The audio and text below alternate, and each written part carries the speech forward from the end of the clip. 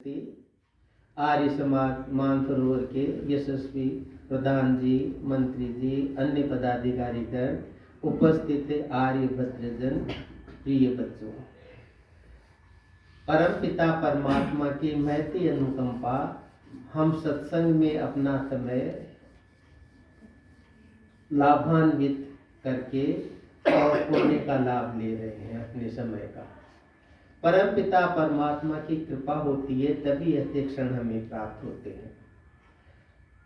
गोस्वामी तुलसीदास जी महाराज आदि कवि है, उन्होंने कहा है सत्संग के बारे के अंतर्गत, सबसे दुर्लभ जो चीज है जगत में वो सत्संग है।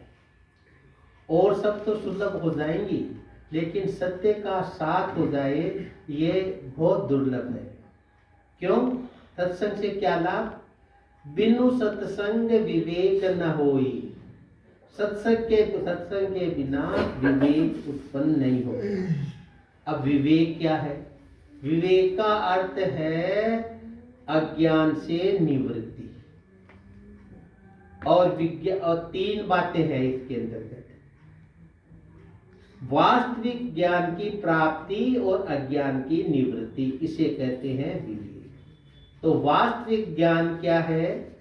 संसार में तीन ही पदार्थ है, तीन का ही सब कुछ, जो भी सिस्टम चल रहा है वो सारा तीन ही का आगे रूप है। क्या क्या है? अभी ये प्रधान जी भजन बोल रहे थे, तेरा सत्य चित्त आनंद रूप कोई कोई जाने है। तो कोई कोई कौन है जो ये प्रभु का सत्य चित्त आनंद रूप जानता है? जिसके अंदर विवेक है वो ये रूप जानता है। जिसमें विवेक नहीं वो इस रूप को नहीं पहचानता।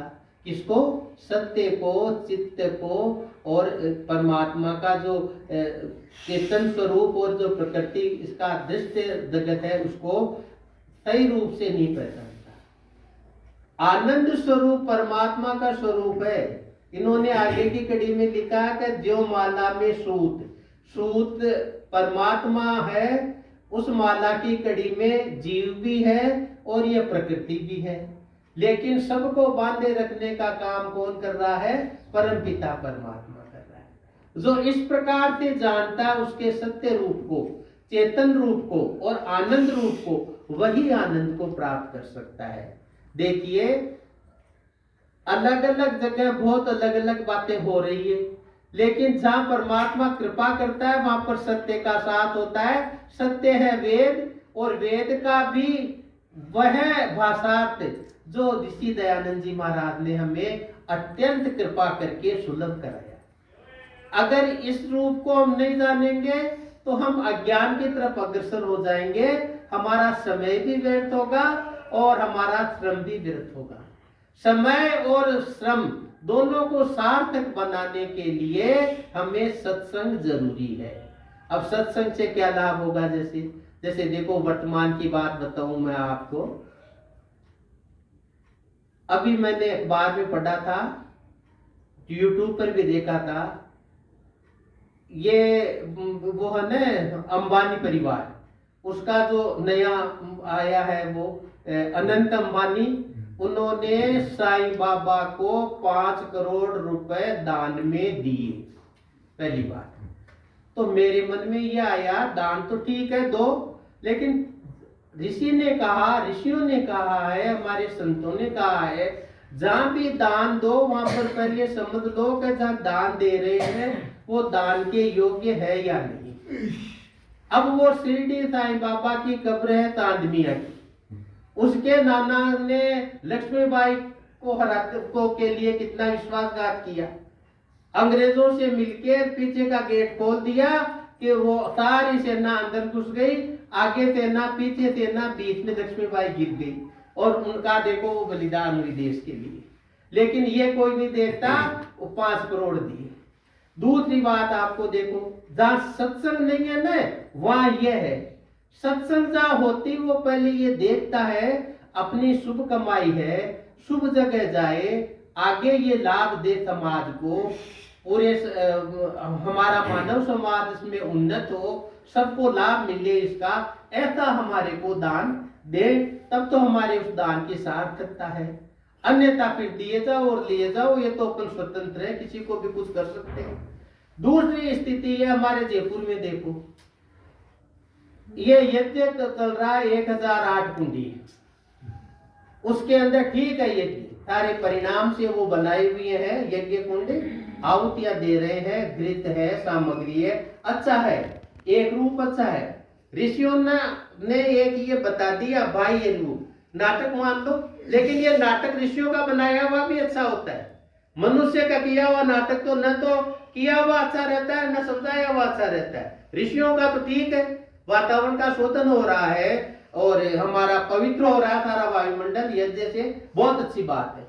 अच्छा, दूसरा क्या नाम रखा, हनुमत महायज्ञ कर रहे हैं। रामभद्राचार्य जी आए हैं, हमारे मुख्यमंत्री जी माननीय सब वहां लगे हुए हैं, कोई बात नहीं, लेकिन उसमें आगे तथ्य की तरफ बढ़े। वो तथ्य तो बता सकता है वेद का ज्ञाता, या जहां वेद का सत्संग है वो बता सकता है, अन्य नहीं बता सकते। अब देखिए आप सुंदरकांड के अंदर, सुंदरकांड में क्या है, सुंदरकांड को शुरू करते हैं। सुंदरकांड का मतलब है सुंदर पर्वत लंका में था, वहां पर ये शोक वाटिका थी, और शोक वाटिका में माता सीता जी को रावण ने वहां पर रख दिया था, भाई जब ये राजी हो जाए शादी के लिए तब यहाँ से ले चलेंगे। तो माता सीता तो पतिव्रता थी। अब उस अशोक वाटिका का अब ये का वर्णन है इसके अंदर, और सारा सुंदर ही सुंदर है, इसलिए इसका नाम रख दिया सुंदरकांड। 7वां कांड है रामचरितमानस के अंदर दिए। हाँ सॉरी, इसके तो उसमें क्या है कि 7 कांड है पूरे, जो 7वां तो हो गया उत्तरकांड, और उसके पहले लंका कांड छठा, और 5वां ये सुंदरकांड हो गया, तो 5वां सुंदरकांड है। तो अब उसमें क्या किया आगे, पहला ही देख लो इसमें क्या लिखा हुआ है, हनुमान ते पर सा करे पुण्य कीन प्रणाम, राम काज कीजे बिना मोहि कहां विश्राम। पहला ये है उसमें भाई, हाथ लगा करे मैनाक पर्वत को प्रणाम करके कह रहे हैं, वो समुद्र कह रहा है कि मैनाक पर्वत ये राम के दूत है, इनको विश्राम दो, अपने पर्वत के ऊपर बैठेंगे, विश्राम ले। तो हनुमान जी महाराज कह रहे हैं हाथ लगा के कि मैंने मान लिया, प्रणाम करता हूँ आपको, आपने इस प्रकार से मेरी वृत्ति शुभ वृत्ति अपनाई है, लेकिन मेरे को राम काज किए बिना आराम अच्छा नहीं लगता, मेरे को तो राम का काम ही करना है। अब देखो राम का काम क्या है, असुरन हीन करो मई भुजे उठाई प्रेम कीन, सकल मुनीन के आश्रम ही जाय जाय सुख की। राम का काम क्या है, क्या कहा, सारी पृथ्वी को असुरों से रहित कर दूं, और ऋषि मुनियों का जो व्यवस्था है उसके लिए ऋषियों की सुरक्षा करूं, और उसके लिए प्रत्येक ऋषि के आश्रम में जाके उनकी सुरक्षा का प्रबंध करूं, और जो सहयोग हो सके वो सहयोग उन्हें दूं, ताकि पूरी मानव जाति का कल्याण हो। यह राम का काम है। अब ऋषि मुनि तो होंगे, वहां वेद भी होगा, वैदिक चिंतन होगा, और वहीं से राम राज्य, उस चिंतन से राम राज्य की स्थापना होगी। अगर यह काम अगर वो बताए वहां पर भी तो और भी अच्छा है। भाई देखो हनुमान जी महाराज से है, लेकिन ये इनका कार्य ये है, वेद की तरफ भी हम चले। वहां पर 1.5 लाख हनुमान चालीसा के पाठ हुए, 15,000 विद्यार्थी पहुंचे। ये गुप्ता साहब तो देखते हैं अच्छी तरह से सारी उसको खबर को। अब उसमें क्या 15,000, मैं भी देख रहा था उनके जो ये इंटरव्यू ले रहे थे उनको, तो वो कह रहे हैं सारे कि हमें तो बस सनातन है धर्म है को सिखा रहे हैं, बहुत अच्छा लग रहा है। अरे भाई सनातन धर्म तो अच्छा लग रहा है, लेकिन सनातन है क्या, पहले इसको तो समझो। भगवान राम को यहाँ आए हुए 10 लाख करीब वर्ष बता रहे हैं, तो 10 लाख वर्ष पहले सनातन नहीं था क्या? 1,96,08,53,126 वर्ष इस सृष्टि को हो गए, तो सनातन तो उसी समय से है। और सनातन का मूलभूत जो ग्रंथ है वो है वेद, परमात्मा का संविधान, सबके कल्याण के लिए जो दिया वो वेद है। तो सनातन की जब हम बात करते हैं तो वहां पर पहले वेद की बात है। क्यों? क्या सनातन परमपिता परमात्मा सनातन, उसको तो देखने वाले योगी जन ही देख सकते हैं साक्षात्कार समाधि के अंदर, बाकी के तो भाग्य में कहा है ये देखना। तो उस नहीं देखे तो क्या करें, उनकी वाणी पे अपन अटूट विश्वास रखें। वेद मंत्रों को बहुत अधिक गहनता से, बहुत अधिक श्रद्धा भाव से हमारे को लेना चाहिए, ग्रहण करना चाहिए। जब वो वेद मंत्र लाभान्वित होते हैं, ऐसे बोल दिए उड़ा दिए, उससे उनका लाभ नहीं मिलने वाला, परमात्मा की वाणी है। आप देखिए जहाँ रामचरितमानस के पाठ होते हैं, वहां पर अगर राम ये सुंदरकांड की किताब के पाठ होते हैं नीचे रख देते हैं, तो भी वो जो खड़े रहते हैं वो कहते हैं वो नहीं साहब इसको नीचे मत रखो, जमीन पे ऊपर रखो, मतलब श्रद्धा उसमें भी उनकी है। तो हमारी श्रद्धा हृदय में हो वेद मंत्रों के प्रति, जब उसकी सार्थकता है। अब रामकाज को कैसे करें, रामकाज किसने किया उसका भी एक उदाहरण देता हूँ आपको, इसी अखबार में थी, लेटेस्ट थी, क्योंकि ताजा खबरी सबको अच्छी लगती है। तो अभी क्या है, ये पोखरण है जैसलमेर के अंदर, वहां पर एक मियाँ ने करीब करोड़ों रुपए की जमीन को कब्जा करके उस पर बूचड़खाना खोल लिया। तो वहां बूचड़खाना खोल लिया, तो वो खोला जो तो कई वर्षों से है, लेकिन अभी वर्तमान में एक सांड को गाड़ी से घसीट कर पहले तो घायल किया उसको, और फिर बिल्कुल बेदर्दी से उसको कत्ल करके मांस को बेच दिया उसको कुछ गांव वालों ने देख लिया। तो वो रामकाज की बात यह आई, उन्होंने सोचा कि ये असुर है, असुर वृत्ति कर रहा है। तो हनुमान जी महाराज का जब सुंदरकांड करते हैं तो उनका रामकाज यही है, असुरों को नष्ट करना। ये असुर लीला तो हमारे सामने हो रही है। उनके पर अंदर प्रेरणा करी परमपिता परमात्मा ने, वो सच्चिदानंद परमात्मा ने, और वो जाके संगठन किया इकट्ठा, और उस संगठन के अग्रणी नेता जो बने वो प्रतापपुर जी महाराज बने, वहां के एमएलए भी हैं। आर्य समाज की विचारधारा से पूर्णतः ओतप्रोत है वो, गुरुकुल में पढ़े। हाँ देखो आप ये कह रहे हैं, तो वो ओतप्रोत है और उसके गुरुकुल में पढ़े हुए हैं। उनके वो इतने मतलब त्यागी हैं, मैं तो उसको देखता हूँ कई बार, वास्तव में जैसा वो प्रताप नाम है वैसा उनका प्रताप है। वहां पर बहुत अच्छा काम कर रहे हैं वो, तो बिल्कुल एकदम जैसे लंका के अंदर हनुमान जी महाराज ने काम किया वो काम कर रहे हैं। अति सुंदरकांड तो वो अगर दान दे, ऐसी जगह दे ऐसे लोगों को जो हमारी मानव जाति का कल्याण हो, हमारे को सुरक्षा प्राप्त हो सके। उन्होंने फिर धरना देके, धरना के साथ फिर पूर्व के एमएलए भी आ गए, जो वोट चाहिए सबको, सारे आ गए, सबने बंद करके पोखरण को उसको बंद कराया और उसको गिरफ्तार कराया। यह है राम का राज। यह बात कौन बता सकता है, यह केवल आर्य समाज बता सकता है, जो दयानंद की मर्यादा पे चलते हैं। ऐसे चाहे बोलते रहो कितनी बार, चाहे लाखों बार पाठ कर लो, 1.5 लाख बार पाठ किया 1.5 लाख लोगों ने, चाहे कितने लोगों ने कर लो, लेकिन असली काम अगर ये कर दिया तो हनुमान जी महाराज का काम हो गया। हनुमान जी महाराज कृपा करेंगे हमारे ऊपर और हमारे को आनंदित करेंगे।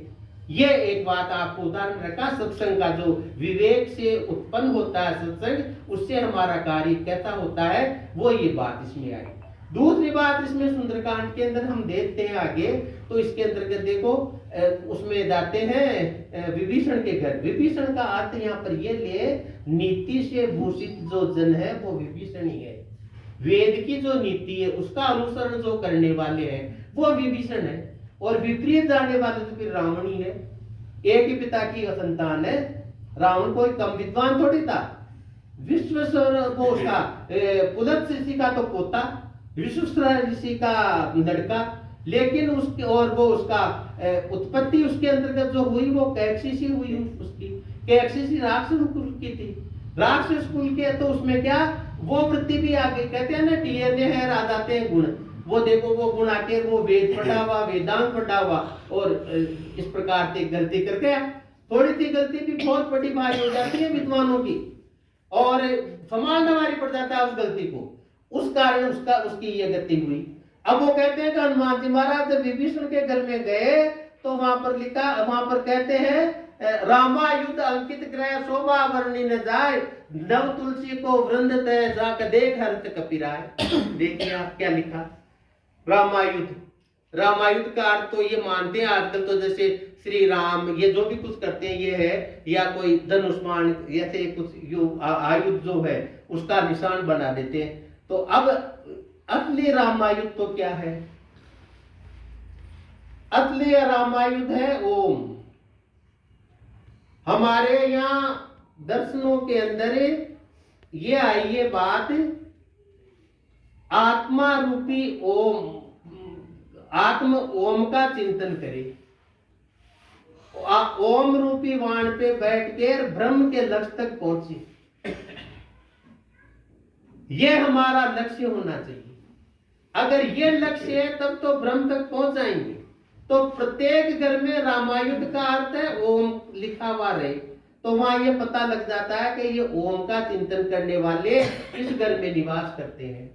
लेकिन आजकल कौन करते हैं? आजकल तो बाहर लिखाते हैं कुत्तों से सावधान। ओम अगर देख लिया तो उन्होंने ओम देखा तो समझ गए कि भाई ये विभीषण का घर होना चाहिए। और दूसरी स्थिति क्या देखी? तुलसी के पौधे ग्रुप के रूप में। तुलसी अच्छा पौधा है, औषधीय गुणों युक्त है। हमारा ये उद्देश्य है, हमारा ये उद्देश्य नहीं कि उस पे चावल हल्दी ये टिक्की करें तो वो चढ़ाए लच्चा, ये नहीं है। उसका गुण अपनाएं। तुलसी पित्त को और वात का समन करती है, और कब का भी करती है, शहद के साथ समन करते हैं। हमारे ये आप विद्वान बैठे आयुर्वेद के, ये लेते हैं काम में इसको, फांसी में इनमें काली मिर्च तुलसी शहद डाल के। तो इस प्रकार का उसका अपन प्रयोग करें। प्रत्येक घर में तुलसी का पौधा हो, वायुमंडल शुद्ध रहता है और हमारे लिए अच्छा भी लगता है, हरा भरा और औषधि युक्त पौधा। तो इस प्रकार के पौधे होंगे। देख किसी मुसलमान के घर में जाकर देख तुलसी का पौधा मिल जाएगा, और भी पौधे नहीं मिले वहां, तो पौधे को माने नहीं करते।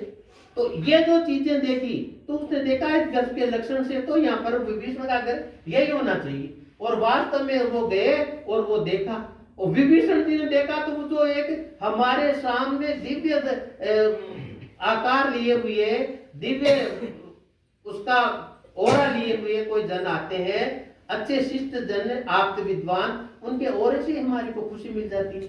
दयानंद जी महाराज का किलोमीटर पहले से लोगों को चिंतन होता है, देखते हैं तो ही उनकी एकदम आत्मा में ऐसा प्रतीति होती है जैसे बहुत अच्छा लग रहा है। तो वो तब वो कहे, वो विभीषण से क्या करें, अब मोए बा भरोसा अनुमंता, बिनु हरि कृपा मिले नहीं संता। ऐसे हाँ, संत की तो बिना हरि की कृपा के मिल नहीं सकते। परमात्मा की कृपा हुई है जब साधु धन। हमारे घर में भी कोई अच्छे विद्वान आए, आप विद्वान आए, ऋषि आए, कोई ऋषि तुल्य वर्धन आए, तो समझता हमारे घर की शुद्धि दशा आने वाली है, निश्चित रूप से आएगी। अब वो देखो वहां उदाहरण दे रहे हैं, हनुमान जी महाराज के लिए कह रहे हैं। फिर उन बच्चों को ये भी समझाए, 15,000 बच्चे आए ना, वहां पर ये लिख के टाके भाई हनुमान जी महाराज को हम हमारी तरफ से नहीं कह रहे हैं, ये मत समझता कि आर्य समाज की अपनी बात कह रहे हैं। हम तो हित की बात कह रहे हैं। सुंदरकांड करते हो तब पहले हनुमान जी की वंदना करते हो, उसमें क्या करते हो, उसमें प्रार्थना करते हैं। उसके अंतर्गत गोस्वामी जी ने लिखी है यही प्रार्थना, मनोजम मारुततुल्य वेगम जितेंद्रियम बुद्धिमताम वरिष्ठम वातात्मजवानरयूथ मुखम श्री रामदूतम शरणम प्रपद्ये। ये है हनुमान जी की प्रार्थना। मनोज कहते हैं कामदेव को, कामदेव के समान तो जिनका रूप है। मनोजम मारुततुल्य, और वायु के समान वेग है। मारुततुल्य वेगम जितेंद्रियम बुद्धिमताम वरिष्ठम, और इंद्रिय जित है और बुद्धिमानों में सीनियर मोस्ट है।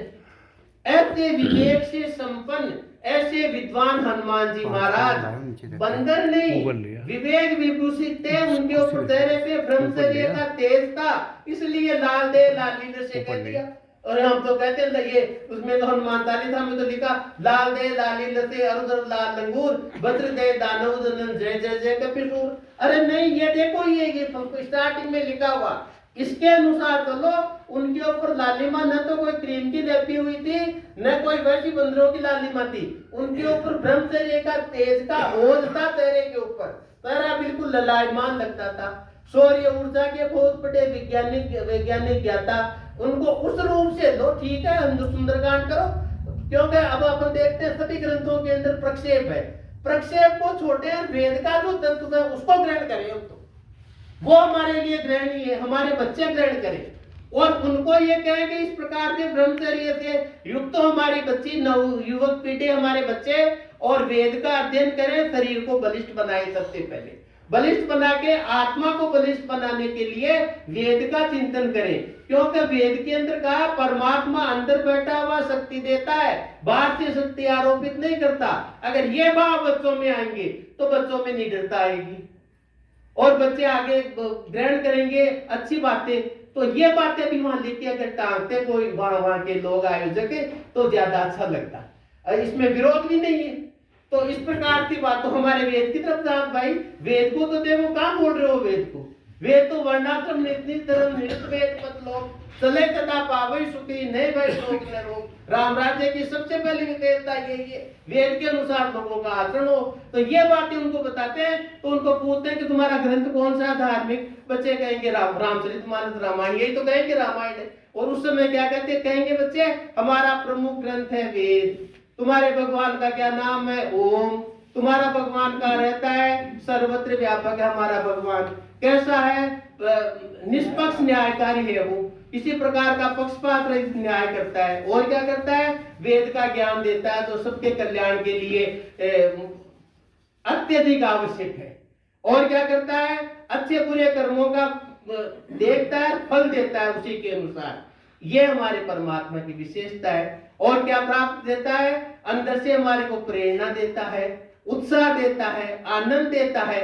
इस प्रकार का हमारा परमात्मा है, हमारा राम, वो ये सर्वत्र रमने वाला वो परमात्मा सब में है, हमारे अंदर भी है, सबके बाहर है। ये जो बैठे यज्ञ करने वाले इनमें भी है, ये रामानंद जी महाराज आए वो रामानंद साहब इनमें भी है, हम में भी है।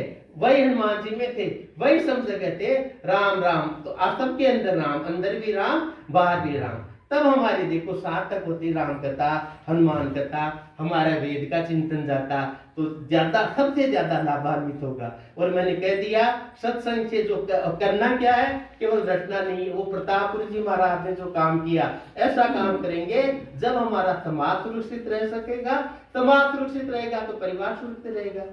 अब मेरा समय अवधि हो गई है, मैं परमपिता परमात्मा से प्रार्थना करता हूँ कि भगवान वेद मार्ग पे ले चलो हमें, संसुतेन गमे मही मातृतेन विराजसी। इसी प्रार्थना के साथ ओम शांति।